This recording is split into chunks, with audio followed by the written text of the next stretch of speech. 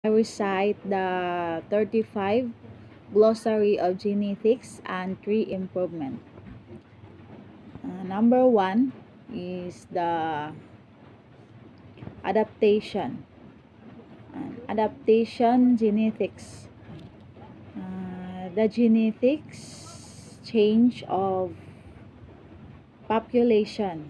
Number two is the adapted individuals, trees that through natural evolution. Number three is adventitious. Meristems developing into buds.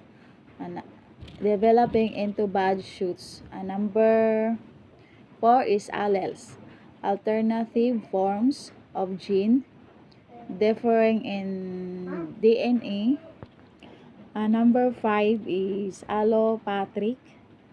Allopathic is separated population. Number six is Anemopelos, pollinated by rainbow pollen. Number seven is biodiversity, the variety and variability of living organism.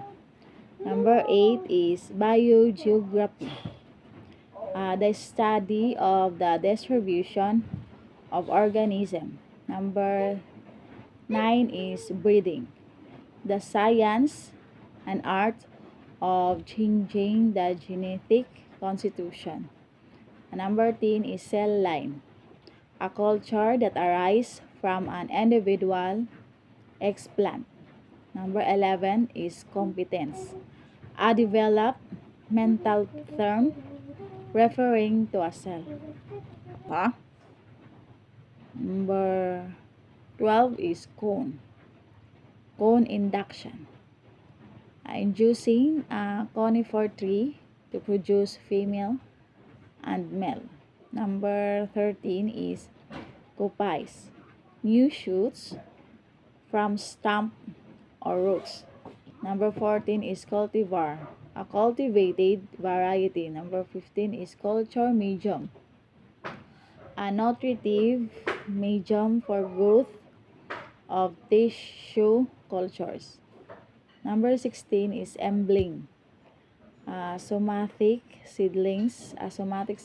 Number 17 is embryo conservation, the transitionary process of embryo to plant. Number 18 is embryo maturation, a late phase embryo development. Number 19 is ex situ, away from the natural habitat. Number 20 is explant, an organ or tissue that arises out of excess from donor plant. Number 21 is family, refers to a group of seedlings. Number 22 is fecundity, a measure of representative productivity. Number 23 is fitness, a measure of relative reproductive success.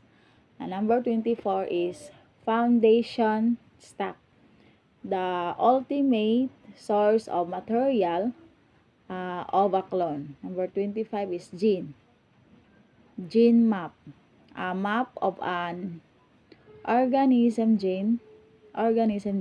Number 26 is genetic agriculture, the distribution of genetic variation. Number 27 is genetic class A, seed from seed orchids. Number 28 is genetic class B, seed and vegetative materials derived from natural stand. Number 29 is genetic worth, a measure of the genetic quality. Number 30 is genome, all the DNA of a living organism. Number 31 is genotype, the genetic composition of an individual. Number 32 is hardening off, the exposure of seedlings. Number 33 is hedging, the repeated clipping of an orchid. Number 34 is in situ. On site. Number 34 is in situ.